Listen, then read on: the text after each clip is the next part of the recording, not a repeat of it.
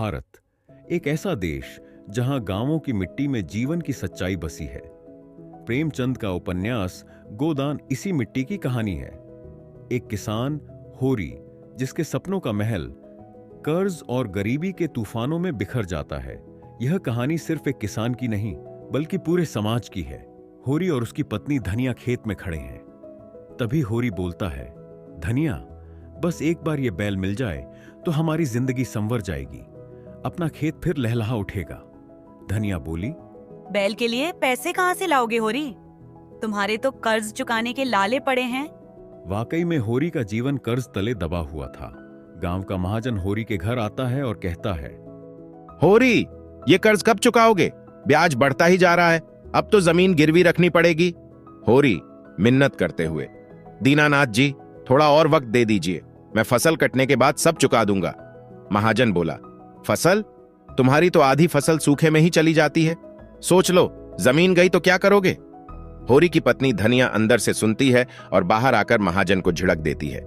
धनिया बोली, हमारी गरीबी का तमाशा मत बनाओ महाजन, ईमानदारी से मेहनत करने वाले लोग हैं, भगवान हमारी भी सुनेंगे। होरी का बेटा गोबर अपने पिता से कहता है, बाबा, यहाँ रहकर गरीबी की जिंदगी जीने से अच्छा है कि मैं शहर जाकर कुछ कमा लूं।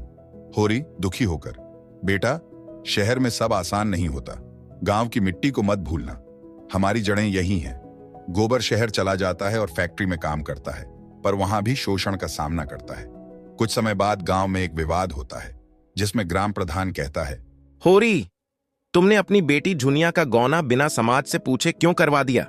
होरी बोला, मेरी बेटी है, उसकी खुशी के लिए मुझे समाज की इजाजत की जरूरत नहीं, मैं बाप हूं।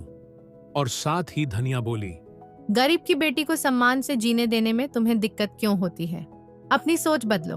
कुछ वक्त बीतने के बाद होरी बिस्तर पर अंतिम सांसें ले रहा है। धनिया रोते हुए पास बैठी है।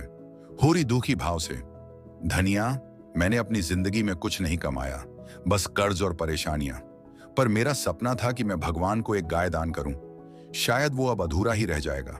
धनिया बोली, होरी, तुमने अपना कर्तव्य निभाया, तुमसे बड़ा दानी और कोई नहीं। धीरे धीरे होरी की आंखें बंद हो जाती हैं और मृत्यु को प्राप्त हो जाता है। वातावरण में शांति छा जाती है। गोदान एक ऐसी कहानी है जो हमें यह सिखाती है कि जीवन संघर्षों से भरा हुआ है, पर सच्ची दानशीलता और ईमानदारी हमेशा अमर रहती है। प्रेमचंद ने जो समाज का आईना दिखाया, वह आज भी उतना ही प्रासंगिक है।